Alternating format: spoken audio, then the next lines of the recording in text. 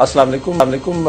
Embassy road programme में खुश आमदीद नाज़रीन। आज हमारे साथ हैं श्रीलंका के सफ़ीर एयर चीफ मार्शल जियालाथ वीराकोदे और उनसे हम बात करेंगे पाकिस्तान और श्रीलंका के ताल्लुकात के हवाले से, इलाकाई जो मसाइल है उनके ऊपर, सार्क में पाकिस्तान और श्रीलंका का क्या किरदार है, और जो दहशत गर्दी है वो एक आलमी मसला भी है और इलाकाई मसला भी है, उस पर भी हमारी बातचीत होगी।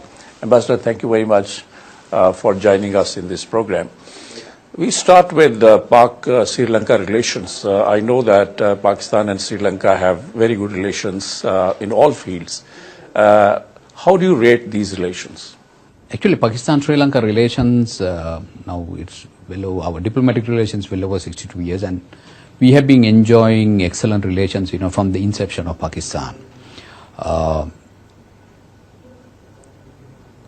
To Sri Lanka, Pakistan is one of the important allies and friendly countries, and also I believe Pakistan reaction was also similar to us. Sri Lanka, Pakistan has a long history of association, and I think particularly Pakistan also has come forward to help us when we required assistance, particularly during the war against terrorism in Sri Lanka. One of the countries that which came to assistance is Pakistan. They not only gave military hardware, and also they trained a lot of our military personnel also, because we did not have sufficient capacity of training in Sri Lanka initially. When we started our war against terrorism, the Sri Lankan armed forces were so small. Now today it is over more than 20-fold. We have increased in 20-fold within 30 years. It's a massive increase. Now that we would not have done if we didn't have assistance that we received from countries like Pakistan, particularly Pakistan. So if you look at Pakistan in particular, I think the Sri Lanka is the single country that has received highest amount of military training from here. So Excellency, Sri Lanka and Pakistan, you have mentioned the defense relations, the military training that Sri Lankans have received in Pakistan. Do you think that this process is still continuing, it is sustainable and will remain so? No, the cooperation between the two militaries will continue. But of course the requirement of Sri Lanka to train officers not as much as at that time, because we have also developed our military by now. Then the second the factor is that we have finished our war, so the requirement of the military is also gradually reducing. So you will find that the number of people are trained perhaps, or even there are some people who are undergoing training in Sri Lanka, but a very nominal number. Just because of that, we don't say that the relations between the two military organizations have reduced or whatever it is. It's purely based on the requirement. So what we are trying to say is, what I was trying to emphasize earlier, that Pakistan was one country which came forward to assist us at that time. Then we talk about the Pakistan-Sri Lanka relations. Military is not the only relations. There are other areas as well. Other areas as well. But in the political arena, Pakistan, Sri Lanka have been cooperating each other. Even today, internationally, Pakistan has been helping Sri Lanka. So is Sri Lanka, and helping Pakistan.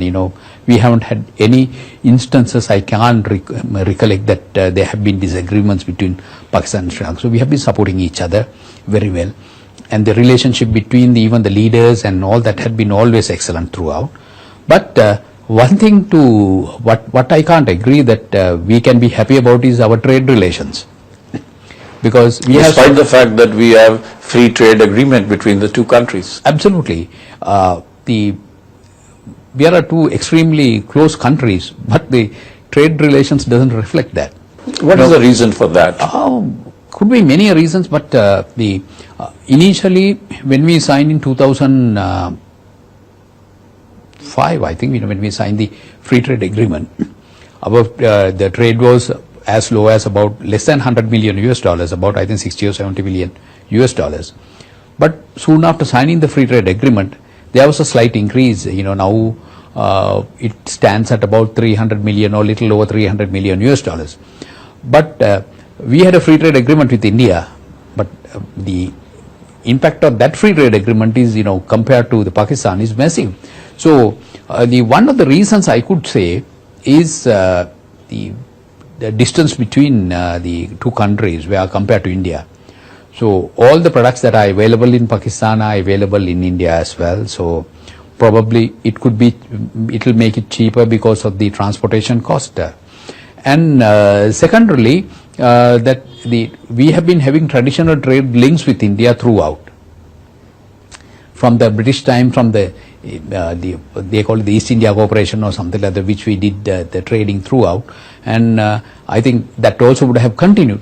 But on the other hand, I find after coming to Pakistan that there is even a greater potential for us to enhance our trade link. But why this potential is not being exploited by both sides? I mean, if there is a potential, Pakistan and Sri Lanka should exploit it to each other's advantage. I think lack of knowledge and contact. Contact, perhaps it is not knowledge and contact and knowledge. See, between the Pakistan and Sri Lanka, I'm not trying to say that there is no contact, there is contact. But among the business community, there is a very nominal segment of people maintain contact between each other. There are some Pakistanis living in Sri Lanka, so vice versa. There are some Sri Lankan Muslims who have come to Pakistan.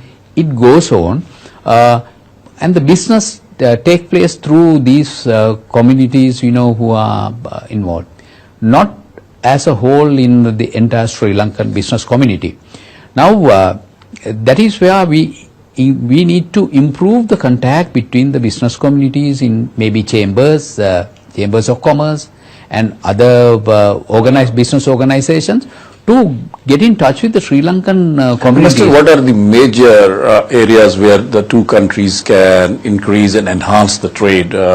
Is it cotton industry? Is it rice?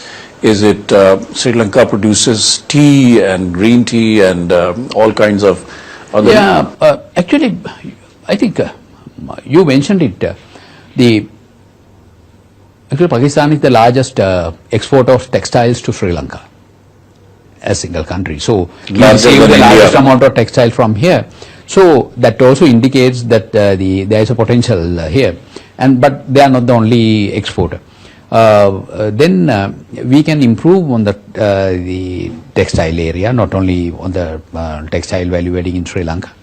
Then the other areas that we can do, we are buying fair amount of cement, commodities like cement from you, and also a little bit of steel. And practically everything goes out from here, including fruits, fruits, all that have been exported to Sri Lanka. And dry fish, you name it, there's quite a large list. From Sri Lanka, although you talk about tea mostly, about which Ceylon or the Sri Lanka is very famous for, there is hardly any tea coming to Sri Lanka because you are importing tea from some other countries.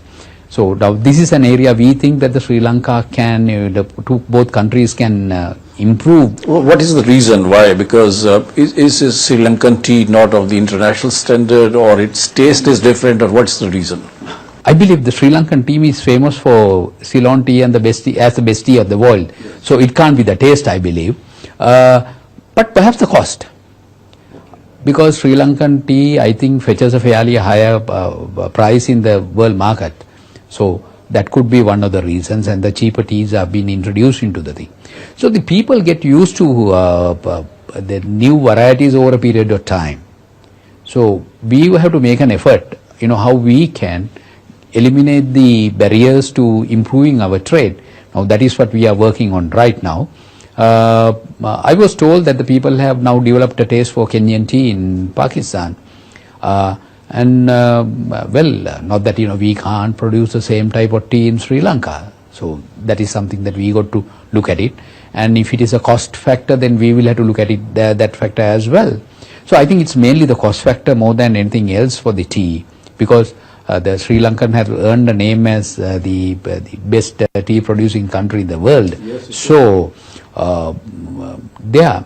Then the other areas that we export is coconut products, betel leaves, and various things. So we expected all these to have positive impact with the free trade agreement being finalized. But that didn't happen. not to our expectation, I would say.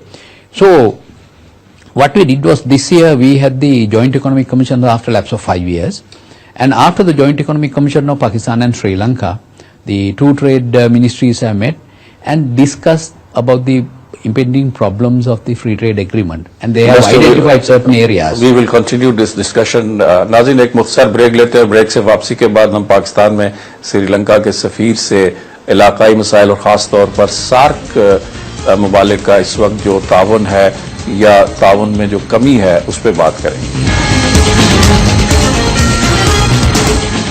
Welcome back.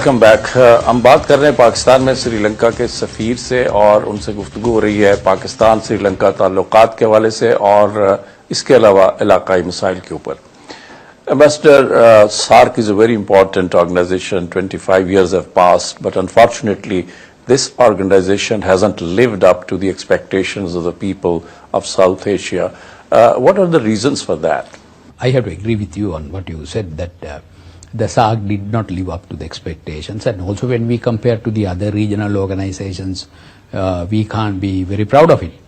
I know initially the SAARC was a very good idea, and also we have one of the largest population masses as well, so which has brought in the attention of the rest of the world now, particularly India, and countries like India have been the focus of a lot of countries, but the region itself has not moved forward.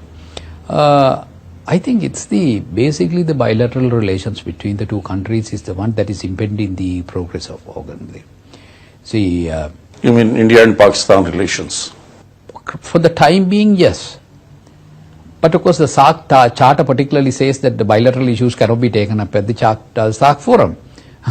Perhaps that came because, when it was formed in 1985, I think, or 86, because of Sri Lanka-India relations, maybe in certain areas.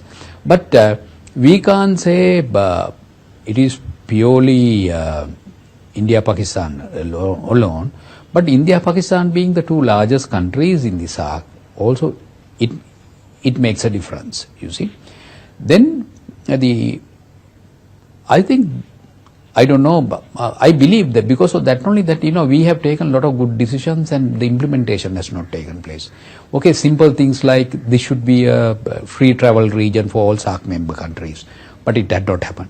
Now Sri Lanka has opened Pakistan and Indians to come on arrival visa, but neither Pakistan nor Sri Lanka, India has reciprocated. So it has nothing to do with India-Pakistan relations, I believe. So similarly, it was initially meant to be a free trade zone, within the region, but it didn't happen.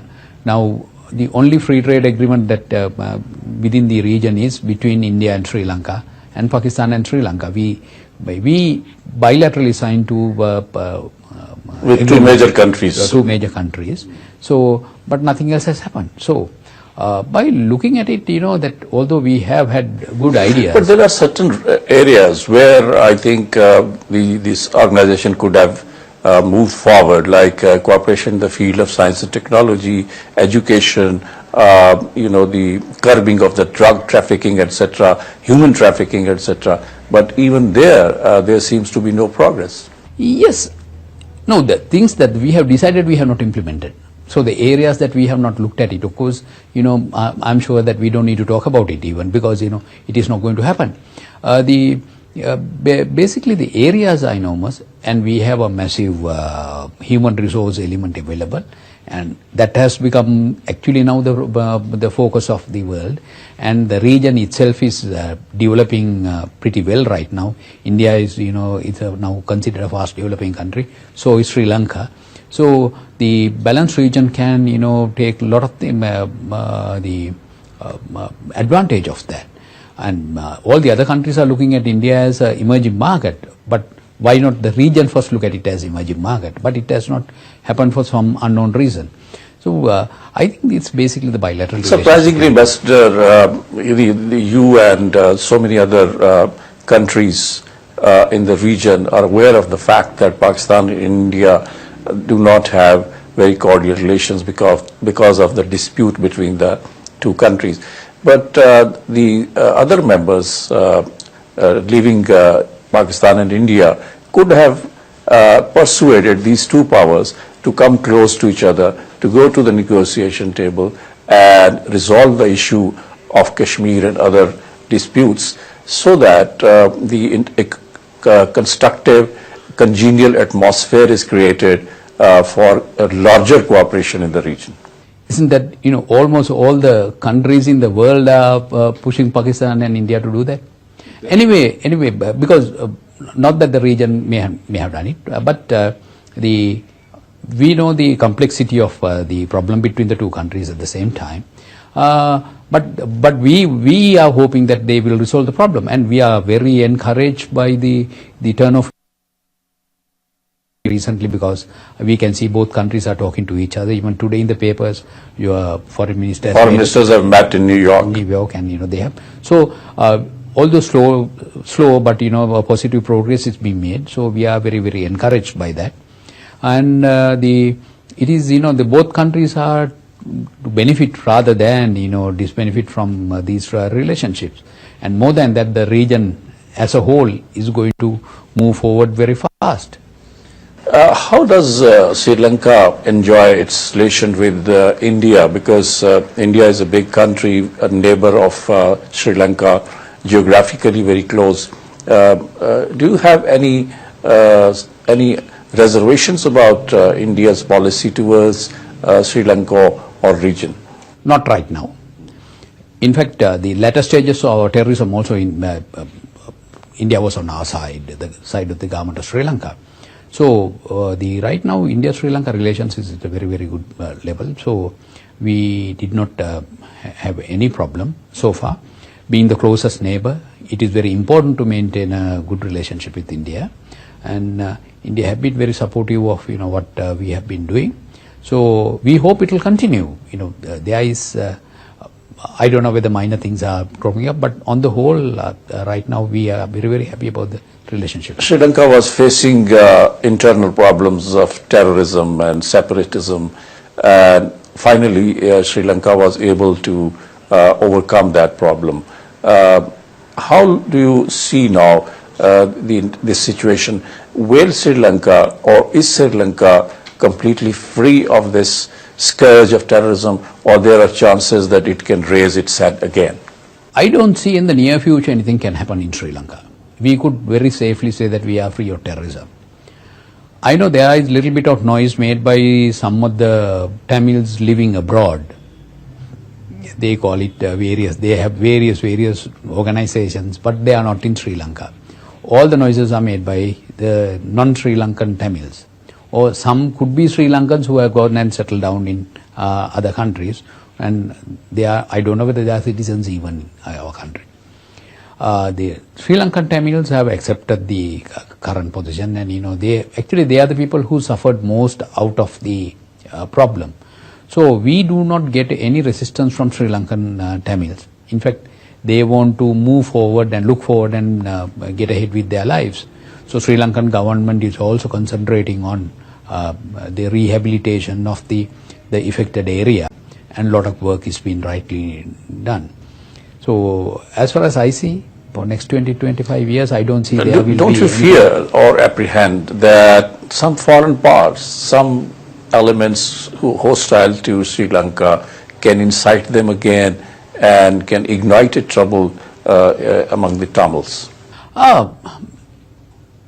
Well, we can't rule out anything, but on the other hand, we don't see any reason for them to do it at this juncture. And the second thing, when the problem started in mid-70s in Sri Lanka, the Sri Lankan armed forces were not ready to take up a challenge like that. I think that was one of the reasons what it grew up to this level, and it dragged on for almost 30 years. But if such problem takes place, I believe our armed forces are well experienced, well trained, and we have the numbers and the equipment necessary to tackle a problem at the initial stages itself. So that itself would deter any organization, getting involved in it. Because if you say any other foreign powers can interfere, but they are not the people who are going to suffer. It's the people in Sri Lanka who is going to suffer at the end of the day. I think the Sri Lankans have suffered enough to understand, that. I think in the near future, I don't think even a foreign... Any possibility of resurfacing of this phenomenon of terrorism. We'll continue this discussion. नाज़रीन, एक और मुख्तसर break लेते हैं और break से वापसी के बाद हम पाकिस्तान में श्रीलंका के सफ़ीर से इलाकाई मसाइल के ऊपर और ख़ास तौर पर दहशतगर्दी के मौजू पर बातचीत जो है वो जारी रखेंगे। Welcome back. हमारे साथ हैं पाकिस्तान में श्रीलंका के सफ़ीर एयर चीफ मार्शल जयलाथ वीरकोदे और हम उनसे बात कर रहे हैं पाकिस्तान श्रीलंका ताल्लुकात के हवाले से, सार्क के जो मामलात हैं उनके हवाले से और दहशतगर्दी के खिलाफ जो जंग है उससे श्रीलंका भी मुतासर हुआ है, उसके हवाले से भी हम गुफ्तगू कर रहे हैं। Ambassador, I have to thank you that Sri Lankan have sent their medical experts to fight this dengue fever, which is so widespread in Punjab, KPK, and even in Karachi and other areas. Can you tell our viewers that Sri Lanka has some expertise? They have acquired some expertise in fighting and combating this dengue terrorism. I don't know whether you call it expertise. Sri Lanka have been having dengue for last 30 years. So we have been living with dengue for 30 years. Obviously, we are going to gain some experience out of it. So whether you call it expertise, well, you can name it.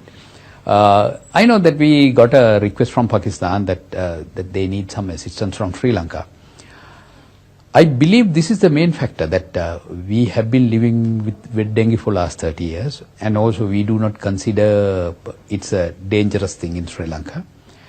So when they requested, we were more than pleased to pass that experience down to a country who has helped us, when our need. So we consider it as a privilege, but we are not happy about what is happening in Pakistan. You said that we are not very scared of dengue and we are not that much disturbed. But in Pakistan, this dengue fever or this mosquito has spread a lot of fear among common citizens. What is the reason why you are not scared and we are? It happened in Sri Lanka also. When you initially get a disease or something that you are new to your country, and also it is sometimes it's fatal, so people are going to get panic. And also they say the mosquito something which spreads, and people expect to spread like wildfire. The actual facts are totally different here. The number one, this is a new disease, so your medical side did not have experience. So because of that, when the people go, they think that if you get dengue, there's no way you are going to you come can back. survive. Yeah. So that is the fear that. So that is the one that the people should take it out. In fact, associating our team, medical team here, I also learned something about dengue.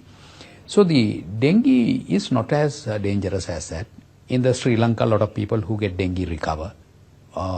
Even less than 0.1% or something like that, actually succumb to dengue in Sri Lanka. But why in Pakistan, a large number of people, they have died, and despite the fact that the government was taking care of them, they were hospitalized, they were being given treatment, but a lot of them have succumbed to this disease. Yes.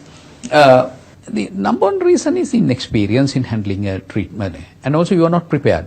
Because I was speaking to Punjab Chief Minister, and we brought some drugs that we are using in Sri Lanka. When we gave it to Pakistan, they were trying to get that drugs for the larger volume from Pakistan. It was not available in Pakistan. Chief Minister told me that it is not registered in Pakistan even as a drug. So it's natural, because it was not required. So similarly, there are things that the treatment and the equipment that you need for treatment, you are not prepared for it. So this happens. This happened a few years back in Sri Lanka, because, it was a panic. People didn't know what to do. Then we went around the world, we got experience passed down from the others. Now, if somebody gets dengue, he goes to a hospital and get treatment, and the survival chances is very, very high. And the people do not consider it as a very dangerous disease right now. But we know it is something that you should take precautions against. What are the causes? I mean, we are being told by the health department that we need to keep our environment clean. We need to, spray some of our, areas that surround our houses, etc. And also they think that this mosquito is bred on clean water and not in contaminated water. I'm not an expert to talk about it, but this is what I'm relating, little bit I learned from association of my medical team to Pakistan. The dengue mosquito is, breeds around the houses and in small water puddles, not in large, like flood waters and things like that. That is according to our people. So that is why they tell the general public, keep your house clean or clear of places where the mosquito breeding can take place, and also your garden and all that. And also they say that the dengue mosquito doesn't travel very far. They say it's seen, it breeds in your house and it stays around your house, or maximum transmit to the neighbors. So if everybody keeps their houses clean, perhaps, there's a very good chance of eradicating or being safe from this disease. So that is why they are telling, keep your houses clean, keeping your gardens clean, because, it is a very domestic mosquito, so this is what I basically gathered from some of our people who came to Pakistan. So has it traveled from Sri Lanka and other countries, or it has been bred here? I mean, the breeding has taken place in Pakistan. I won't be able to give you an answer to that because, well, I'm not a medical man. I have not been, touched, because my association is dengue to this extent was because of this Pakistan problem. Sri Lanka got it from somewhere we don't know. And before us, it was available in Thailand, right? And then we don't know how it came to Sri Lanka. So Pakistan answer is also cannot be given that easily because how it came. But of course, all these diseases they spread out little by little because today people travel quite a lot now, not like a long time back. There are thousands of people travel abroad, come back, go. So they can bring it. One can contact something and come here. All that can happen. So the reason for that is not what we now Pakistan should worry about. Because of the nature of the mosquito and all that, sometimes it may not be that easy to eradicate fast. So what was our idea? We had it for last 30 years. Your team will stay for a while in Pakistan, or it has gone back, or? No, the team is here. What we are doing is we are replacing the team because that team has now been here over 2 weeks now. So because they were told on Monday to come here on Tuesday, all the doctors have, but unfortunately there was no flight on Tuesday, so they ended up here on Wednesday on a particular week, the 2 weeks back. So they have a lot of things unattended to domestically. Are they training our doctors and our medical people also to face the situation to combat this menace spread by dengue? According to our team, that whoever the professionals they met, they have passed down their experience.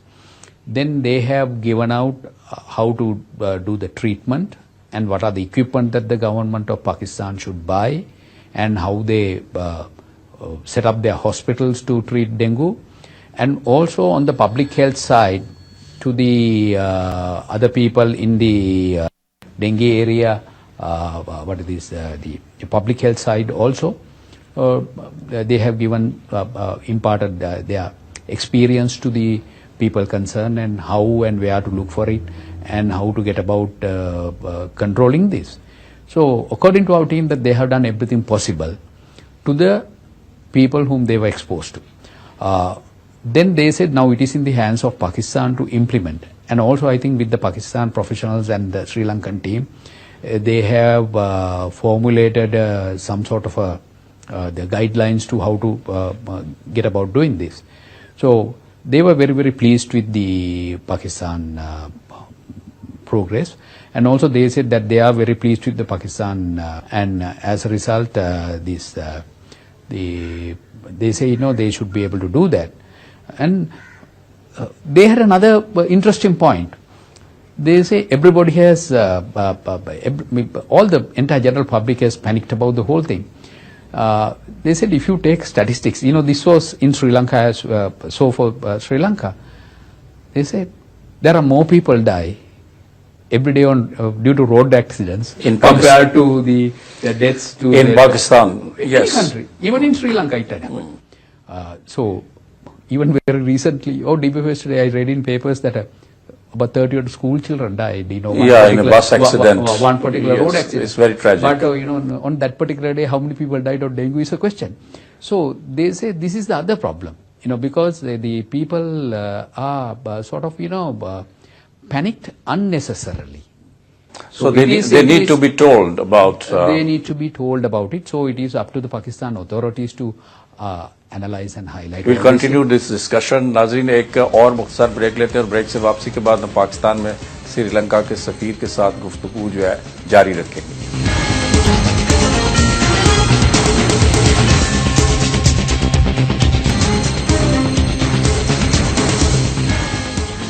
Welcome back.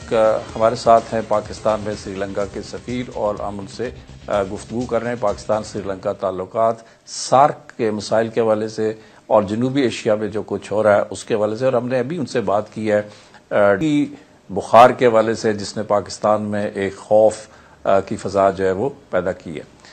Ambassador, another issue that I want to draw your attention is cricket.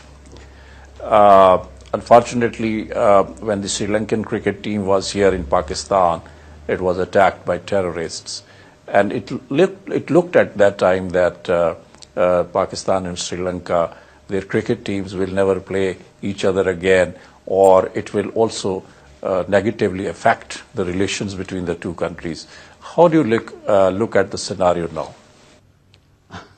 No, even immediately after the incident, the government of Sri Lanka, that even at that time I was the High Commissioner here, we made it categorically clear that no, this is not going to have any effect between the two relations of two countries or cricket.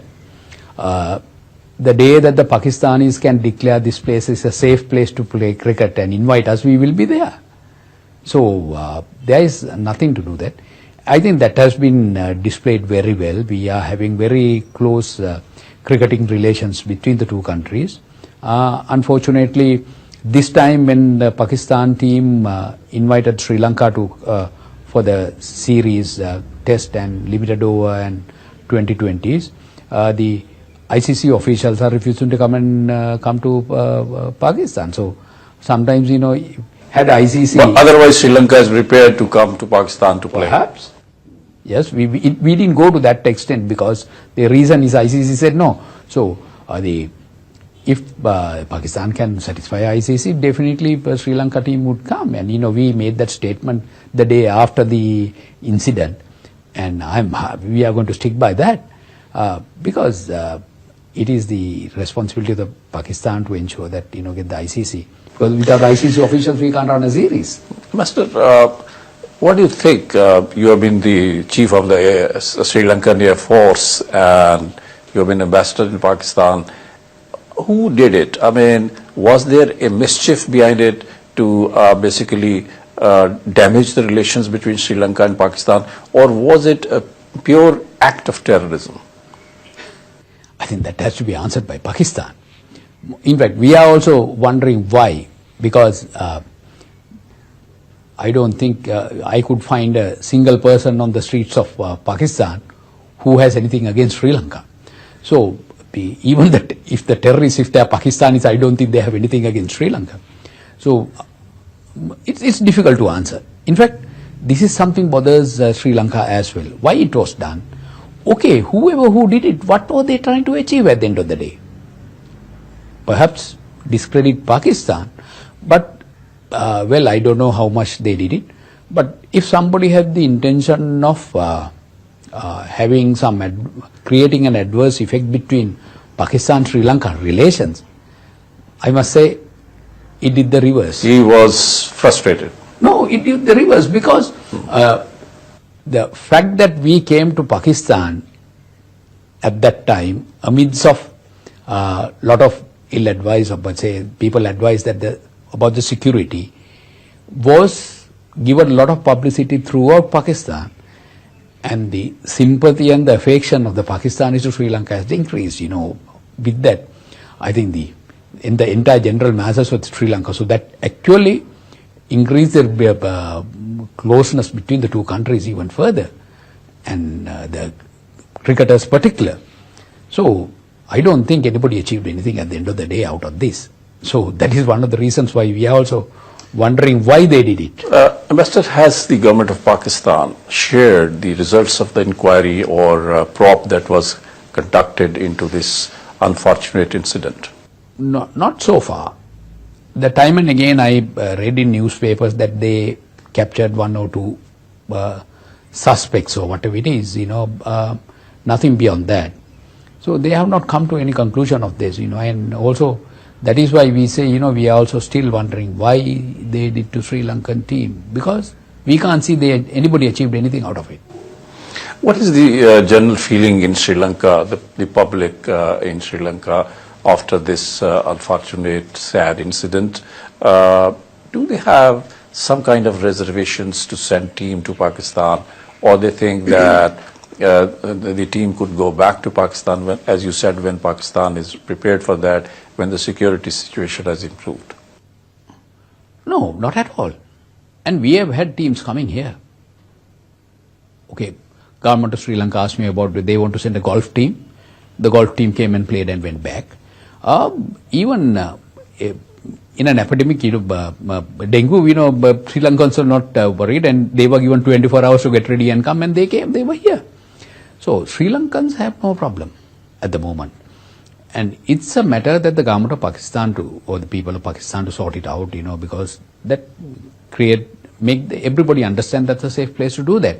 Because without the international community that our two countries alone can't play cricket here. So this is what is happening. So to my knowledge, it had no effect whatsoever in Sri Lanka. Whatever the love and affection that they had for the Pakistanis continues there. And all Sri Lankans know that the Pakistan is a country that has helped us in the hour of need. So that continues. Master, what is the future of cricket between Sri Lanka and Pakistan? Sri Lanka and Pakistan are playing, I think, in UAE. They are starting a new series of matches. So do you think that the incident that took place will not affect the cricket relations or cricketing relations between the two countries? Not at all. Not at all. In fact, we invited Pakistan this time also to play the series in Sri Lanka. If you want, why go to UAE, why go to a very neutral country or unknown... Why Pakistanis didn't go there? That you have to ask from Pakistan. Perhaps they didn't want to give the home advantage to Sri Lankan team twice. So, but other than that, I can't think of any other reasons. So, we have no problem, because we are looking forward to play cricket, and Pakistan is a great cricketing country. So, we always willing to do that. Even this time in the World Cup also, when Pakistan wanted to play all the matches, we were more than happy about it. I know a lot of Pakistanis travel to Sri Lanka. We are very, very happy. So, actually this cricketing has brought the countries together more than moving them away from each other. The last question, Ambassador, Pakistan and Sri Lanka, what are the prospects of developing tourism between Sri Lanka and Pakistan? Pakistanis can go to Sri Lanka to see beautiful places, natural beauty of Sri Lanka, historical sites, and similarly Sri Lankan can come to Pakistan. Potential is enormous. In fact, there is a steady progress of tourism between Sri Lanka and Pakistan as well. Just to give you a very basic example, when I came in 2009, there were 2 flights between Sri Lanka and Pakistan, only twice a week that Sri Lankan Airline used to fly. Now Sri Lankan Airline flies all 7 days from Karachi to Colombo. Then PIA also has started flying to Colombo. So all these things speaks a lot that there is a lot of communication between Colombo and Karachi, Pakistan. So there is a lot of people traveling in between. Then Sri Lankan Airlines is now looking at coming into Lahore at least 3 times a week.